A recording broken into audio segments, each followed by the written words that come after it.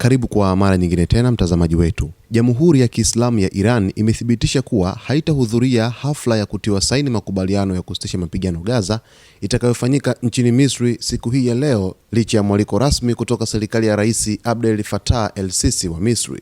Kwa mujibu wa chanzo kilichonukuliwa na Tasnim News Agency, Tehran imeamua kutojihusisha na mkutano wa kilele cha Sharm el-Sheikh ambao unatarajiwa kufanyika Jumatatu siku hii ya leo, ukilenga kumaliza vita vya Gaza.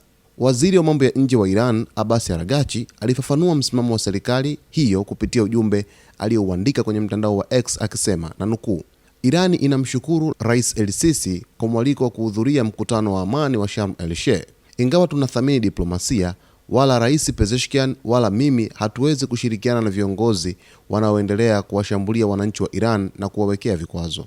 Araghchi aliongeza kuwa Iran inaunga mkono kila juhudi zitakazokomesha mauaji ya halaiki ya Waisrael dhidi ya Wapalestina huko Gaza na kuhakikisha kuwa majeshi ya uvamizi yanaondolewa. Alisisitiza pia kuwa Wapalestina wana haki ya kimsingi ya kujitawala na kwamba mataifa yote yanawajibika zaidi sasa kusaidia katika harakati yao halali na ya kisheria.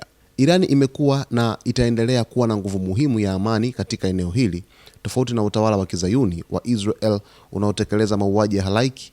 Iran haitaki vita visivyoisha, hasa vinavyofadhiliwa na washirika wake wa uongo, bali inataka amani ya kudumu, ustawi na ushirikiano, alihitimisha Araghchi. Wakati huo huo, Hussam Badrani, mwanachama wa ofisi ya kisiasa ya Hamas, alithibitisha kuwa harakati hiyo haitaruhusiwa katika hafla rasmi ya kutiwa saini makubaliano ya kusitisha mapigano Gaza nchini Misri. Badrani alikanusha madai kwamba viongozi wa Hamas wangeondoka Gaza chini ya mpango wa Rais wa Marekani Donald Trump, akisema kuwa madai hayo hayana maana na ni upuuzi, na kusisitiza kuwa hakuna Mpalestina yeyote atakayekubali pendekezo kama hilo. Pia alionya kwamba Hamas itajibu vikali iwapo Israel itaanzisha mashambulizi mapya, na akaongeza kuwa awamu inayofuata ya mazungumzo na Israel itakuwa ngumu na yenye changamoto zaidi. Kwa mujibu wa ikulu ya Misri, mji wa Sharm el-Sheikh utakuwa mwenyeji wa mkutano wa amani siku ya Jumatatu hii leo, utakaoongozwa kwa pamoja na Rais Abdel Fattah el-Sisi na Rais wa Marekani Donald Trump, ambapo viongozi kutoka nchi zaidi ya 20 wanatarajiwa kushiriki. Katika mkutano huo, makubaliano ya kusitisha mapigano Gaza yanatarajiwa kutiwa saini rasmi.